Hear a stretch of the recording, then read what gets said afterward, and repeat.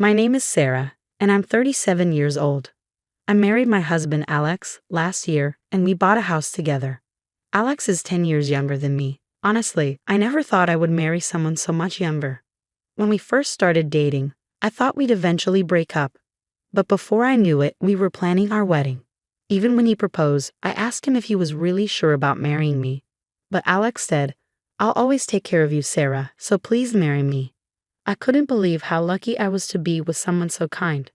However, our married life wasn't all perfect, and we didn't get a lot of time to ourselves. Alex's mom, Julia, didn't like our marriage at all. She said, "My own son, Alex, is going to leave me, his mother, for that woman." Julia didn't like that I was 10 years older than Alex. I wasn't surprised that she didn't approve, given the age difference. Then Julia gave us a condition for her approval.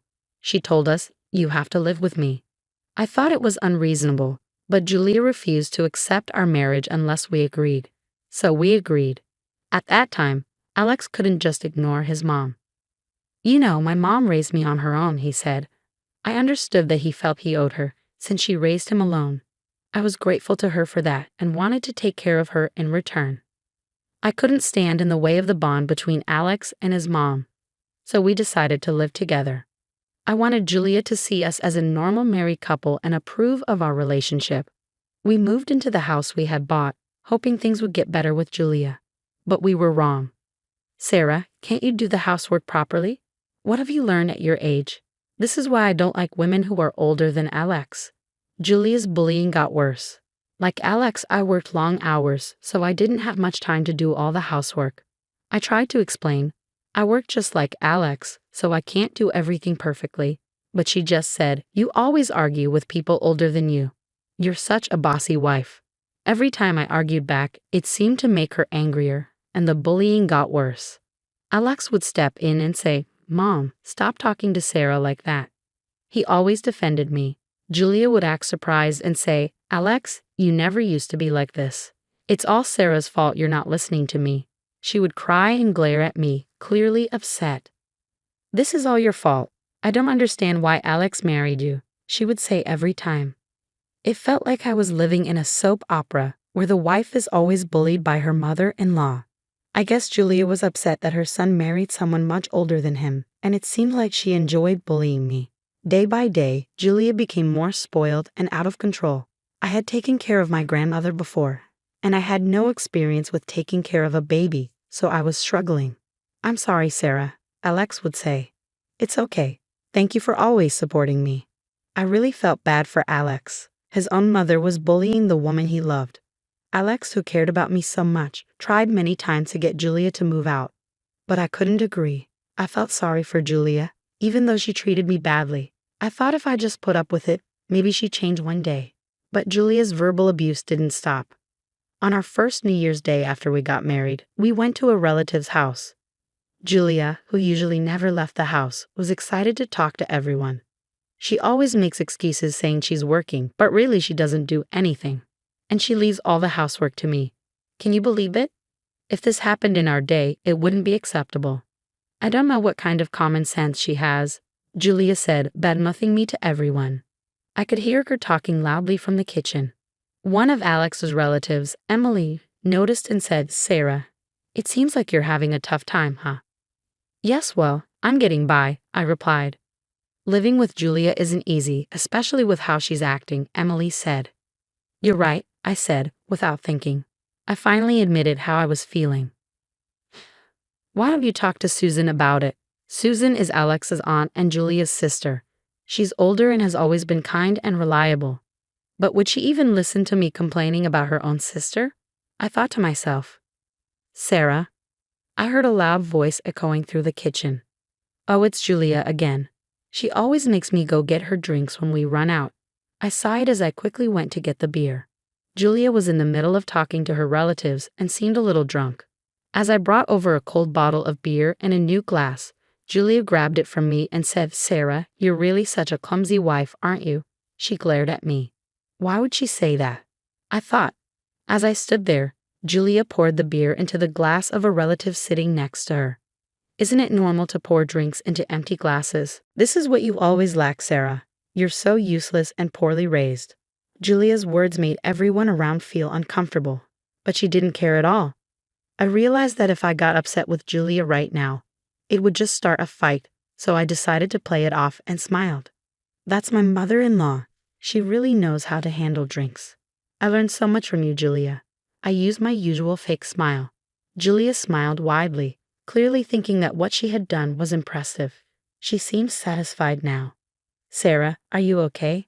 It was Susan, looking at me with concern, noticing how exhausted I looked.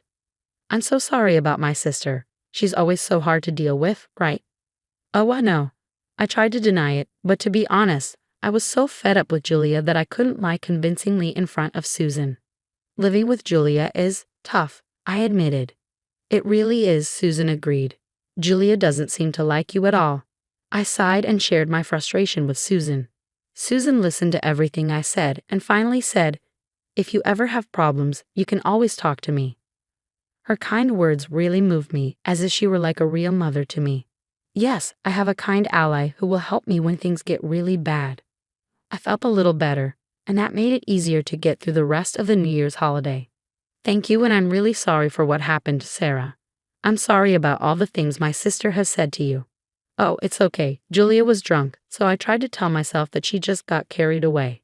But I was being too naive. Julia's verbal abuse didn't stop, and any attempt to argue back made things worse. Alex's relatives like to hold family events, and they usually get together whenever they can.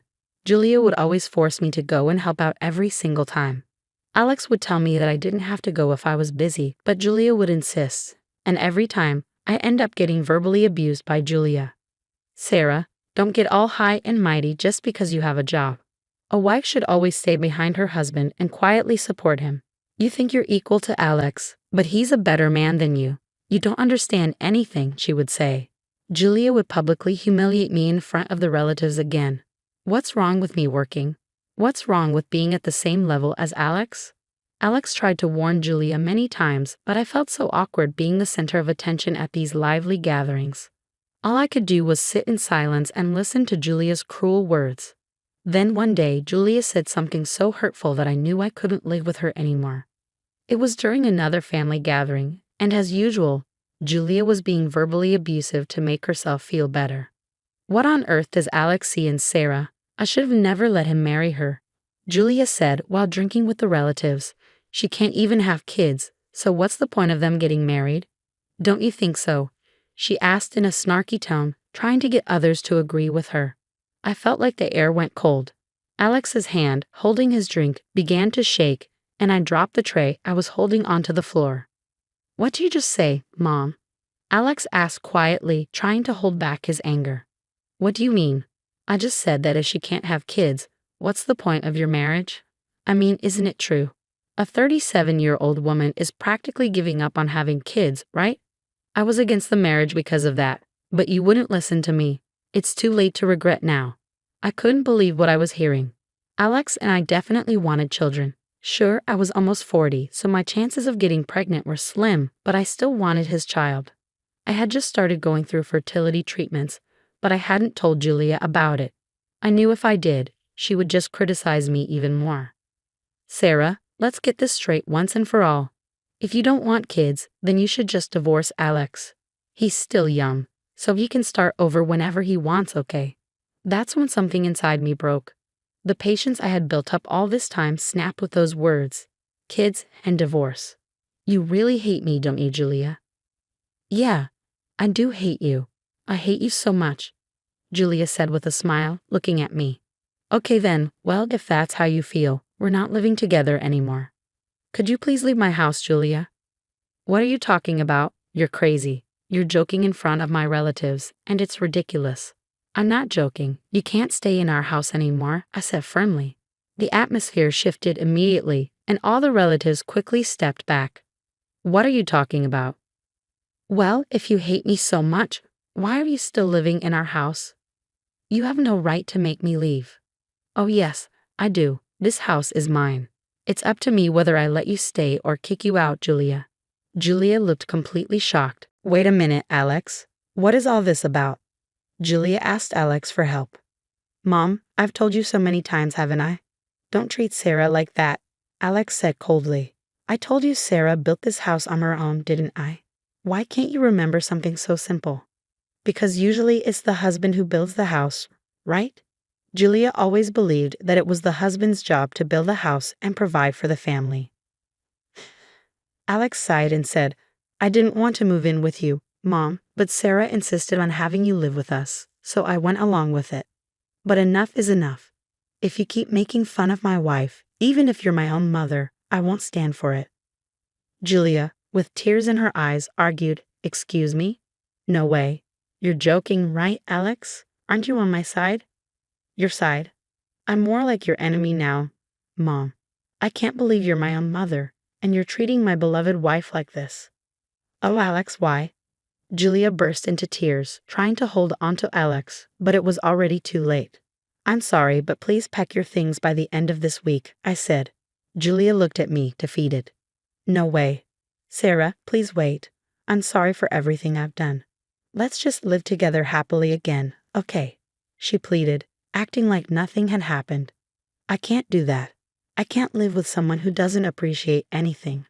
No, please. I want to continue living with you both, Julia begged. No, please stay away from me and get out of my house as soon as possible. I am the one in charge here, I said with no hesitation. Mom, this is how it is. Get ready to leave. We won't be helping you anymore. Julia heard her son and daughter-in-law demand she leave the house, right in front of everyone. A few people felt sorry for her, but most knew exactly how she had been treating us. Good job, Sarah, said one of the relatives. Thank you, I replied. It was Alex's Aunt Susan who came over next. Actually, this whole idea was mine. We needed to teach my sister a lesson. Sarah, you did a great job. Alex, you need to protect your wife, Susan said. Aunt Susan, thank you for helping me protect Sarah, Alex said. Susan and I had been talking a lot. Whenever I couldn't take Julia's abuse anymore, I would talk to Susan. She always gave me kind support.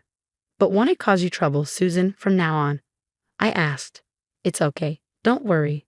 I'll be keeping an eye on Julia from now on.